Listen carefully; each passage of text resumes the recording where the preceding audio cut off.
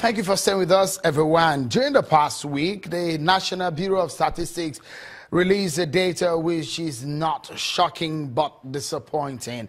The report says a total of 7.956 million Nigerians became unemployed between January 2016 and September 30, 2017. Well, between January and September this year, 4.07 million Nigerians became unemployed. Look at the figures that we've broken down for you based on what the National Bureau of Statistics have released. And it does mean that if you look at the first quarter, the job loss was 11.92 million. Second quarter, 13.58 million. It's rising negatively, though. Third quarter, 15.99 million. Look at the percentage of the losses now.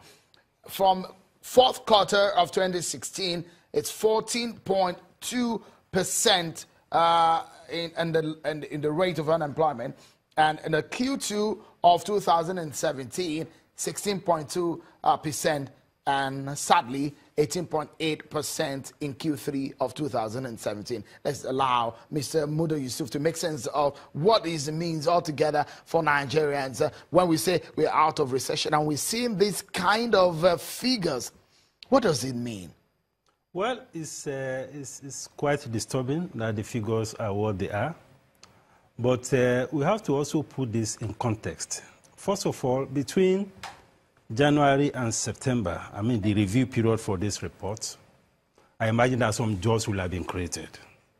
You know, that is not reflected in this report.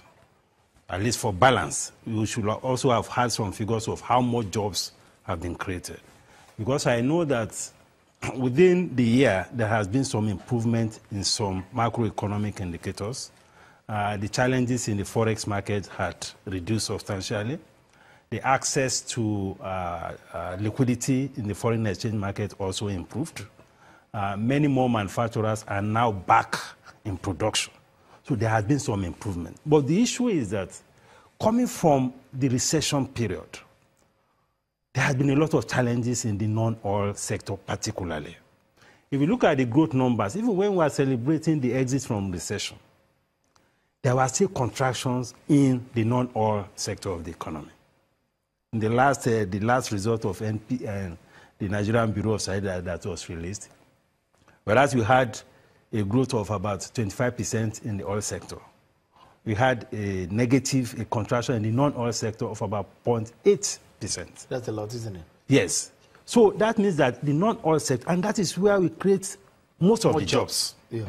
So there are still challenges in the non-oil sector. The NBS did say in its report that the growth expectations, the job expectation was quite low because though we are out of recession, but the jobs were not as they were not coming as much as expected. Yes. It does reflect in the NBS report. But the question now is the expectations, the political burden on the government like the APC, which made a lot of promises, went into recession, and at this point in time, what should they be doing, politically speaking, to get the jobs back and to keep hopes alive in this kind of situation?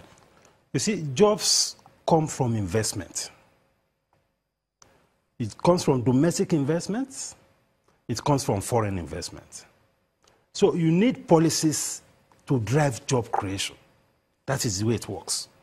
So we need to look at the broad spectrum of policy instruments.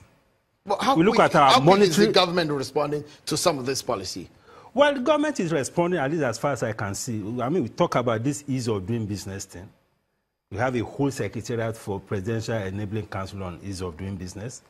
The Vice President has been holding regular consultations with the private sector on how to knock down all the key barriers to business and improve the business environment. We have seen, at least if you look at the World Bank report, some improvement in the ranking in the ease of doing business. But the issue is that the bottlenecks that the private sector faces, many of them are structural. Quite a lot has to do with infrastructure. And infrastructure you cannot fix so quickly. It takes time to fix infrastructure, especially when you don't have the resources. So we need to deal with those issues. We need to deal with issues of mobilizing resources, particularly from the private sector, to be able to deal with all these gaps in infrastructure, because the budget alone cannot fix infrastructure. So there has to be policies to attract private sector capital to fix infrastructure. That is very key. Then, of course, domestic investment. You need to look at monetary policy. You need to look at interest rate policy. You need to look at our tariff policy. These are policy instruments that can be used to also stimulate investment. A lot on the hands of the government of the day. Let's allow Mr. Enya talk to Wayne on this one. Party promises on one hand. When political parties get into government, that's another kettle of fish altogether. As it stands right now, the willpower and, well, the looming 2019 election, well, the eve is here. In another few days, we enter into 2018, and it's going to be politicking all through the year. What do you see, especially with these figures that we have from the NBS? The very first thing I see is that Nigerians have to come to terms with certain realities. Those realities is that if a man says, I'm going to lift this car with my hands, I expect us as human beings to do due diligence to find out if the man actually understands the weight of the car relative to his capacity, and to see if what he is saying makes logical sense or not. We have a country where we have a lot of intellectual, cerebral people. Even in the villages, we have a lot of reasonable people. We have a lot of thinking people as Nigerians. But we have been bitten by this bug that when it comes to politics, we tend to suspend our brain and move as if we are zombies, as if there's a spell cast over us. You see, as much as I want to be sympathetic to APC, what I want to ask myself is, were they not aware of the signs of the times? What was their engine room doing? There should have been A, B, C. There's the engine room of politicking. How can we get power? How do we do this? How do we strategize? There should be the second engine room of what are the situations when we get into power? What can we do? What can we not do? And then there's the engine room of C, which has to do with communication and interface with the people. All these three have to be working at the same time. So when you come into the situation that we face ourselves today, and God has given you the privilege of seizing power, there are certain things, when the indicators are there that we're moving towards recession, there are certain things you just don't do. There are certain laws you don't break. That's not the time for you to tighten certain buttons. Even when you want to fight corruption, you have to be extremely strategic in your approach so that you do not stifle the inflow of funds, because even me as an architect, I can tell you for free that I know that for you to get out of recession, you need a lot of injection of funds into the system. So what was the strategy number one? But we are where we are today. All I can say to Nigerians is that as we walk towards 2019, please let us ask questions. Enough of being taken as if we really don't have the mind, we cannot think. Today they are saying, well, let me not get into that. But coming into the figures released, my brother in the studio has said that the report ought to have been balanced. But I think that the balancing could probably have been more embarrassing, because if you told the people you're going to create 3 million jobs per year, and then you now give a report that says 300,000, 500,000 has been created, jobs have been created. You give the opponent, the opposition, a tool to say, look, you promised us 3 million, you've only delivered. So the silence could be golden, except a situation where they think that they've created so much, which I have a lot of concerns over.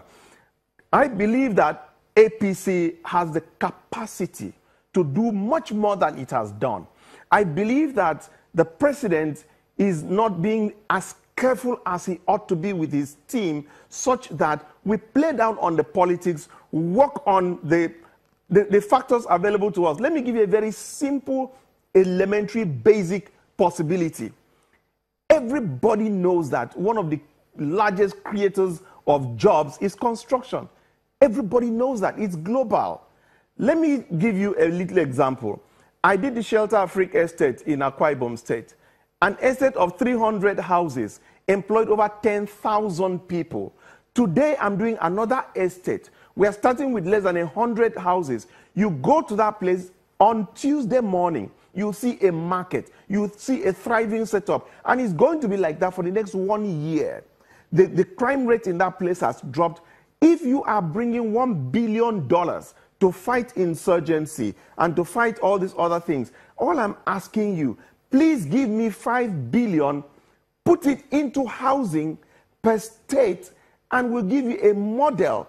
And it's going to be much, much, much less than what you have. Then when the people in the Northeast have been turned into a construction site, when all the young people are engaged working on a daily basis, at night they are so tired, they want to go and sleep and come back in the morning. By the time that this happens, two things happen. Number one, crime rate falls. Number two, these people are able to make money on a daily basis. As a result, they cannot be easy recruits. Number three, they don't want the system to be in any way, tampered with, because they see their money that they're making on a daily basis going. They don't want any problems, so they become the police that you are looking for.